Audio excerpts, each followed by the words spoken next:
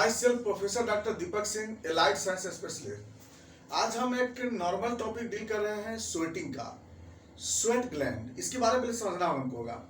Sweat gland क्या है और स्वेटिंग कैसे होती है, इसके बारे में पहले हम देखते हैं। नॉर्मल स्वेट ग्लैंड के बारे में देखिए, स्वेट ग्लैंड हम जानते हैं कि एक स्किन का ग्लैंड है। ये स्किन हम जानते हैं कि स्किन में दो पार्ट होते हैं, इपिडर्मिस और एपिडर्मिस के नीचे होता है डर्मिस। तो जो स्वेट ग्लैंड होता है ना, वो होता है डर्मिस लेयर में। ये डर्मिस लेयर है, यहां से यहाँ इपिडर्मिस है, सपोज दैट इपिडर्मिस, और इससे नीचे होता है डर्मिस लेयर। डर्मिस लेयर, तो यहां से डर्मिस लेयर में यहां पर एक ग्लैंड होता है, ग्लैंड, स्वेट ग्लैंड, और ये निकला होता है कहां से, स्किन से बाहर की तरफ निकला होता है ये। तो ऐसे ग्लैंड होते हैं यहाँ पर, स्वेट ग्लैंड देखिए। और तो स्वेट ग्लैंड जो होती है दो तरह का होता है, एक होता है इक्राइन स्वेट ग्लैंड और दूसरा होता है एपोक्राइन स्वेट ग्लैंड। ध्यान रखिए गौर से, eccrine sweat gland and second is the apocrine sweat gland.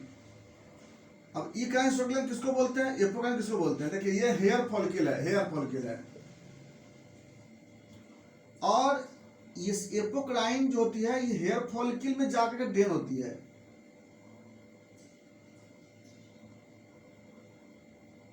Apocrine, ये हेयर फॉलिकल है, हेयर फॉलिकल है, हेयर बल्ब, और यह है एपोक्राइन, एपोक्राइन स्वेट ग्लैंड, और यह है eccrine sweat gland, eccrine sweat gland. देखिए, अब दोनों में डिफरेंस बताते हैं। सबसे पहला नंबर 1 याद करते जाएंगे। जो इक्राइन स्वेट ग्लैंड है, ये डायरेक्ट ओपन होती है स्किन पर। Eccrine sweat gland direct open in skin. Apocrine sweat gland indirectly open in skin. ये डायरेक्ट किसके ओपन होती है, पहले ये हेयर पे, और ये स्किन पे आती है किसके माध्यम से, हेयर के लूमेर के माध्यम से। नंबर 2, पूरे दोनों मिलाकर के लगभग 25 लाख स्वेट ग्लैंड होते हैं। अब 25 लाख स्वेट ग्लैंड में लगभग 70% जो होता है इक्राइन स्वेट ग्लैंड होते हैं, और लगभग 30% होते हैं एपोक्राइन स्वेट ग्लैंड। तो पूरे बॉडी में सबसे ज्यादा क्या होते हैं, eccrine sweat gland. Apocrine sweat gland कम होता है। अगला डिफरेंस, जो इक्राइन स्वेट ग्लैंड होती है, ये इसका नंबर ज्यादा होता है और पूरे बॉडी पे होता है, सारे बॉडी पे होती है। एपोक्राइन सिर्फ हेयर वाले एरिया पे होते हैं। इसमें भी जो इक्राइन है वो पाम, सोल और फेस, इस पे ज्यादा होता है। और एपोक्राइन जो होती है एक्जिला, ग्रोइन रीजन, इस पे सबसे ज्यादा होता है। एक्जिला, ग्रोइन रीजन में सबसे ज्यादा होता है। कौन सा, एपोक्राइन।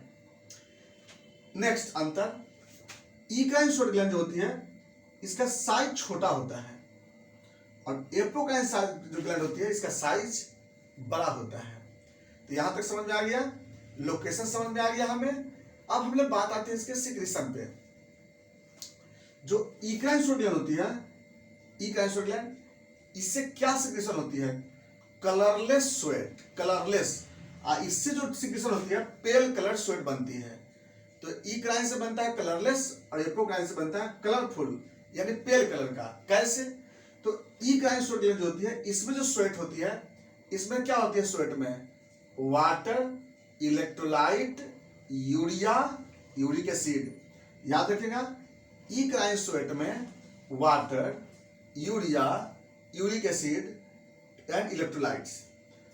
एपोक्राइन में क्या होती है, water, amino acid and fatty acid, trace amount of the electrolytes. Mainly इसमें क्या होती है एपोक्राइन में, प्रोटीन और फैटी एसिड। तो एमिनो एसिड, फैटी एसिड होती है किसमें, एपोक्राइन में। इसीलिए क्या होती है कि जो इक्राइन स्वेट ग्लैंड होती है ना, इक्राइन स्वेट ग्लैंड में स्मेल नहीं होती है, और एपोक्राइन स्वेट ग्लैंड में कलर भी है, ऑर्डर भी है। अब क्यों ऑर्डर होता है कि जो बैक्टीरिया जो होती है उस एमिनो एसिड को डिकम्पोज करके अमोनिया में चेंज करती है, इसलिए एपोक्राइन स्वेट ग्लैंड जो होता है स्मेल होता है। इक्राइन स्वेट ग्लैंड होती है बर्थ से लेकर के और लास्ट तक यानी जब तक एज होती है तब तक ये इक्राइन होती है। एपोक्राइन जो होती है प्यूबर्टी के समय ये बनता है और आफ्टर ओल्ड एज में इसका नेचर चेंज कर जाता है, बंद नहीं होता है, डेवलप होता है, develop during puberty and stop change in menopause and in old age. तो जनरली क्या होती है कि जो इक्राइन शोर ग्लैंड होती है ये बाय बर्थ होता है, बर्थ से लेकर और मरण तक होती है। लेकिन एपोक्राइन शोर ग्लैंड जो होती है ये प्यूबर्टी के समय बनता है और ओल्ड एज में आते हैं इसका नेचर चेंज कर जाता है। बस जो ये तो इक्राइन शोर ग्लैंड जो होती है ये क्या होती है, इसमें कोई स्मेल नहीं होती है, ये स्मेललेस होता है ये।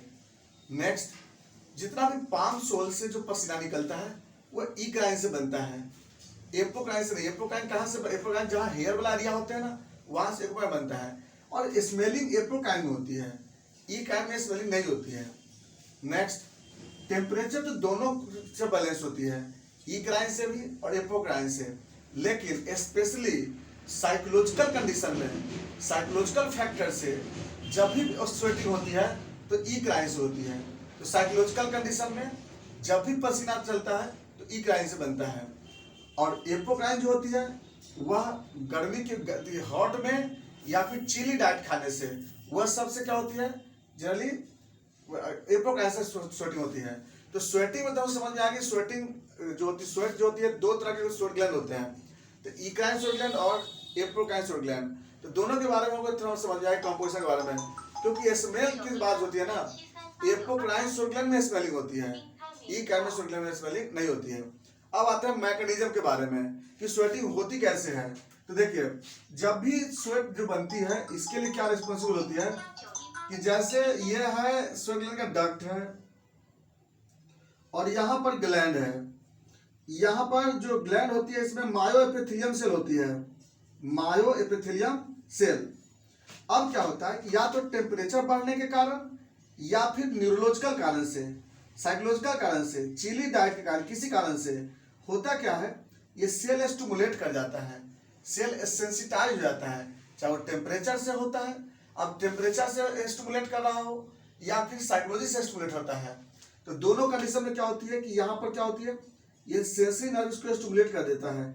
स्टिमुलेशन करने से क्या डिजीज पढ़ाएंगे आपको, हाइपरहाइड्रोसिस एंड हाइपरडोसिस, कैसे पाम एंड सोल से क्यों ज्यादा पसीना बनते हैं, इसके बारे में लोग नेक्स्ट वीडियो में बताएंगे।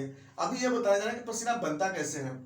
तो जब भी टेम्परेचर बढ़ता है बॉडी का तो ये सेल क्या करता है कि अंदर से एनर्जी को बाहर की तरफ लाता है, वो किस फॉर्म में, लिक्विड के फॉर्म में, यहाँ से एनर्जी को यहाँ तक लाता है। जैसे घड़ा होता है, घड़ा में क्या होता है कि बाहर में जितना टेम्परेचर बढ़ेगी ना उतना ज्यादा ठंडा होता है, क्यों, क्योंकि पानी को लॉस करता है। तो उसी तरह से यहाँ से क्या करता है कि जैसे अंदर का टेम्परेचर बढ़ता है तो ये क्या करता है ना कि अंदर से एनर्जी को पसीना के फॉर्म में लाता है और वह स्वेट जो होता है बाहर की तरफ रिलीज होती है। तो होती क्या है कि जब टेम्परेचर बढ़ता है तो ब्रेडिकाइनिन स्टिमुलेट होती है, नर्व यहाँ पर स्टिमुलेट होते हैं और यह सेल जो है स्टिमुलेट कर जाती है। सेल क्या करता है कि ब्लड से वाटर को खींच के लाता है ग्लैंड में और साथ साथ इलेक्ट्रोलाइट्स को लाता है, और ये मूवमेंट के कारण, वाटर के एक्सचेंज के कारण एनर्जी भी यहाँ से क्या होती है, एनर्जी यहाँ पे आ जाती है, यानी एनर्जी का यूटिलाइजेशन हो जाता है। इसके कारण जो ब्लड का टेम्परेचर होता है वो क्या होता है, डाउन हो जाता है, और यहाँ पर स्वेट जो होता है इकट्ठा होता है और इसके बाद यहाँ पर कंट्रेक्शन होता है और ये पसीना जो होता है यहाँ से रिलीज होकर के बाहर निकल जाता है। ये था स्वेटिंग, और स्वेटिंग समझ में आ गया। स्वेटिंग बॉडी में कहीं से भी हो सकता है और सबके, अब इसका जो अबनॉर्मलिटी है इसको हम लोग नेक्स्ट वीडियो में चलेंगे आपको कि जो हाइपोहाइड्रोसिस नाइट स्वेटिंग कैसे होती है, क्यों होती है, बाकी बातें नेक्स्ट वीडियो में। थैंक्स।